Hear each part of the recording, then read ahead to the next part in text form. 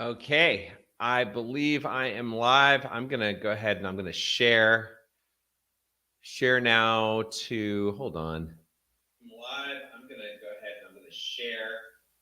I'm going to share now to, boom, there we go. Okay, shared. All right, in this video, I'm going to answer a few of the questions that I've received. Are sober living homes licensed? What is the difference between sober living and rehab? And also, what services do sober livings provide? Is sober living covered by insurance?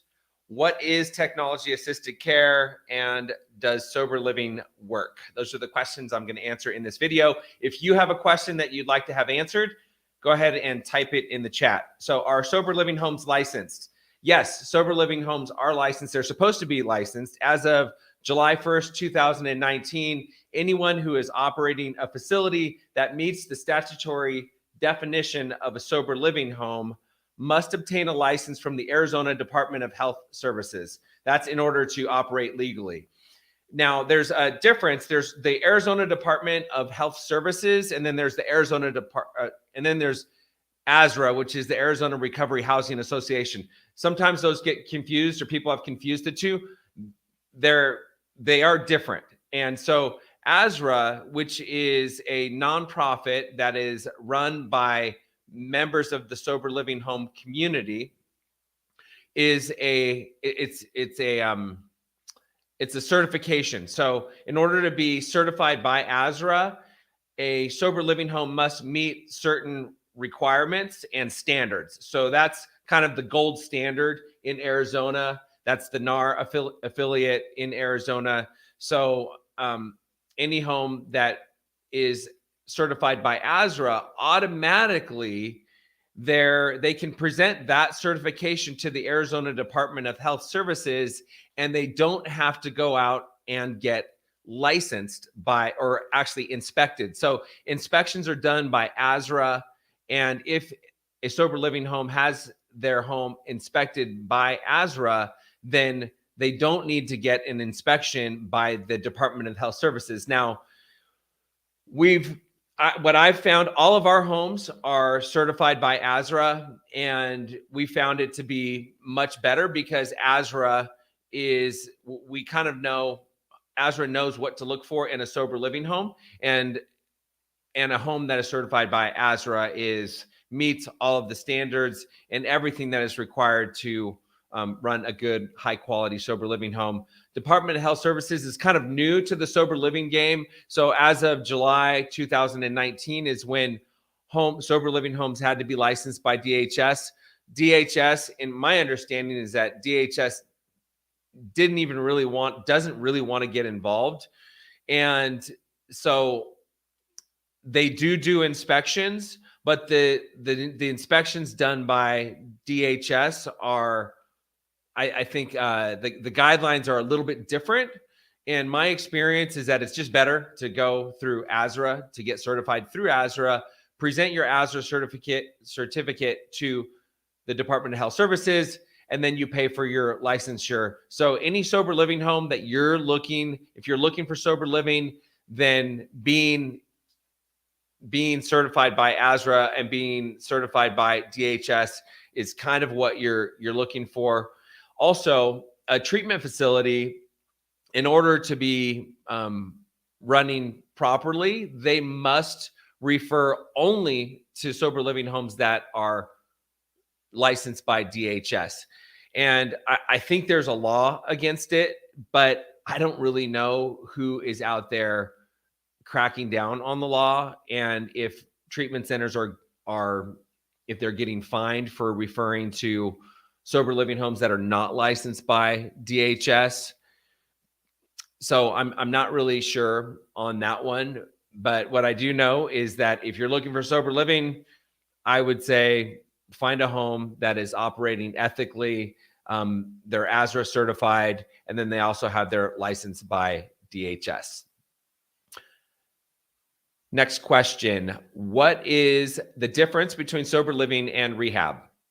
And I also received another question. What services do sober livings provide? So I'm going to kind of answer both of those questions here. So rehab or inpatient treatment or even outpatient treatment or partial hospitalization, those centers provide clinical services. And so typically rehab is the first step in the recovery process. While someone's in treatment, while they're receiving clinical services, they're typically in a bubble. They're in a bubble, and what I mean is that they wake up at a certain time, they go to treatment, they're in group. Maybe they get up in the morning at a certain time, make their bed, do their chore, whatever, and then they go to treatment. And while at treatment, they're going to be in group. They're going to have their individual sessions. They're going to have lunch at the set time every day. They're not going to have their phone. They're not going to have access to their phone. They're not going to have access to their computer. They're also going to do group in the afternoon. Then they have dinner. Then they have maybe a 12-step meeting. And then maybe they do yoga or some other sort of experiential therapy. And that's kind of what a day looks like. So the triggers of everyday life don't really exist when a person is in treatment. So when they're in treatment, that's the first step. And for many people, it's necessary, it's mandatory that they go to treatment, and the triggers of everyday life are removed, and they don't have to make decisions. Whereas sober living, no clinical services are provided.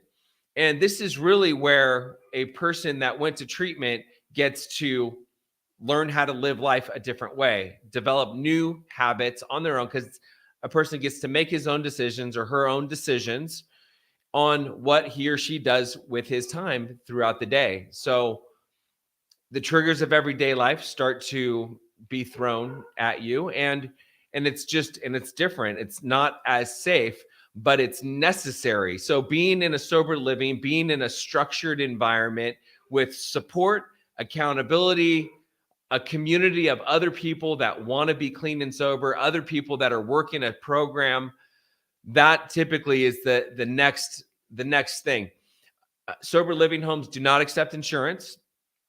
Many people say that sober living is just as important, if not more important, than treatment, because again, this is where a person is learning how to live life differently, as opposed to just being told what to do and their schedule is completely set for them. So again, curveballs, the triggers of everyday life, you're stressed out, things happen, which if you're in a supportive, sober living environment, making the decision not to drink, not to use, not to go back to your old behavior is a step in the right direction. And it gets you farther away from the last drink or the last drug or the last time you displayed that addictive behavior.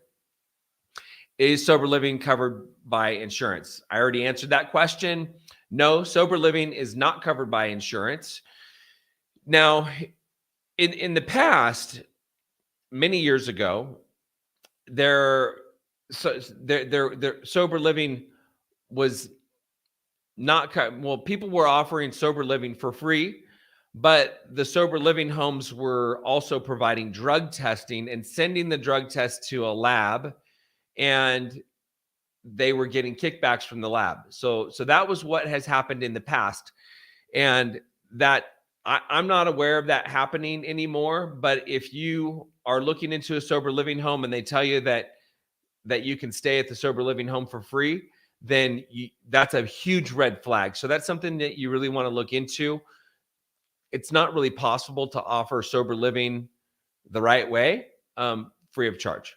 And so unless it's a nonprofit and unless they're collecting funds from somewhere else, it's not really possible. So no, sober living is not covered by insurance. What is technology assisted care?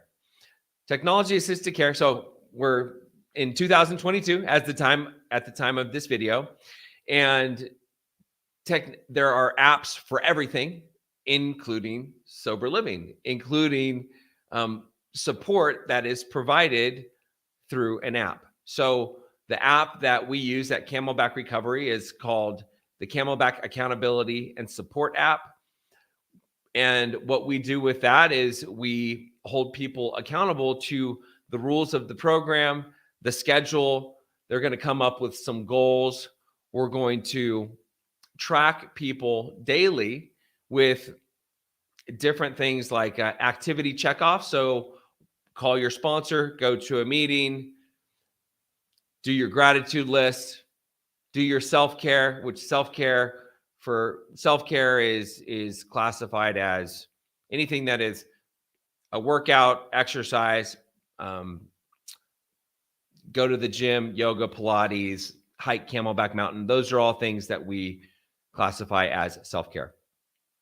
Also 24/7 contact with the support team and the house manager and the program director. So that's how we have it set up at Camelback Recovery. Also, recovery coaches support clients through the use of the app. GPS tracking to foster personal accountability. When a person goes to a meeting, they check in at the meeting, and the GPS knows exactly where they're at. And with the GPS tracking is kind of like drug testing. So the reason why we drug test and the reason why we breathalyze isn't because we want to catch people drinking and using. It's preventative. People know they're going to get drug tested. They know they're going to get breathalyzed. Therefore, the hope is that they make the decision not to drink, not to use, because sober living homes have a zero tolerance policy. And if a person is getting drug tested and breathalyzed, he or she knows that he's going to get caught. And with GPS tracking, we know where people are at. And it's not necessarily that we're going to log in and follow people around, but we can, at any given time, if we're suspicious, we can look at someone's journey and we look at where they went today. And really what it comes down to is we're going to drug test, we're going to breathalyze, and really it's a higher level of accountability. It's a higher level of support.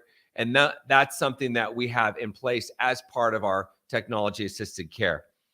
There's a customizable resource section on our app, the Camelback Accountability and Support app. So everything from podcasts, meetings, anything that's recovery related can be posted in the resource section.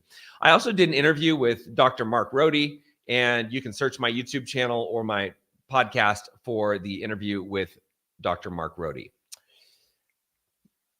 Next question, does sober living work? Yes, sober living does work.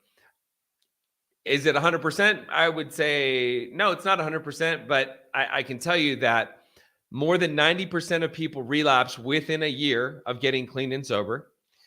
And that number drops to 50% when a person goes to sober living, a highly structured sober living home, for at least 90 days following sober living. Getting clean and sober is not easy. And for a person to just go to treatment, go to rehab, where they're in a bubble for 30 to 60 days and they're told what to do, it's really easy. It's as easy as it's going to be to stay clean and sober while a person is in treatment, because they don't have to make any decisions. They don't have their cell phone. They don't have their computer. They don't have their laptop. They're not working. They're not like the triggers of everyday life, the relationships, all of the things that caused them to drink and use are not there while a person is in treatment. After treatment, if a person goes back to his or her old environment, those are the triggers that got them to drink and use in the first place. So going to a sober living home so that a person can integrate all the things that he or she learned while in treatment, continue learning daily habits, healthy habits to replace the old unhealthy habits, and just a new routine, a new way of living, and a new community of sober people that are living life differently. I mean, I just think about my life when I was drinking and using. The people that I hung out with, the things that I did were much different than the people I hang out with today and the things that I do today. My activities are much different. And so it takes time for a person to learn how to live life differently. So sober living is just another, it's part of the continuum, and it's recommended for a person to stay in sober living for 3 to 6 months. And I've seen that to be really helpful. And then even further is if a person becomes a house manager, that's just furthering the foundation. If a person is highly involved in a 12-step program, meaning home group, service commitment. They have a sponsor. They've worked the steps. They're sponsoring people. Remember, the fourth level of learning is to give it away or to teach it. And that's the highest level of accountability. So when a person is doing the deal as they say, and they've worked the steps and they have a sponsor and they're sponsoring people, they're going to be more likely to stay clean and sober. So that's it for this video, and I'll see you next time.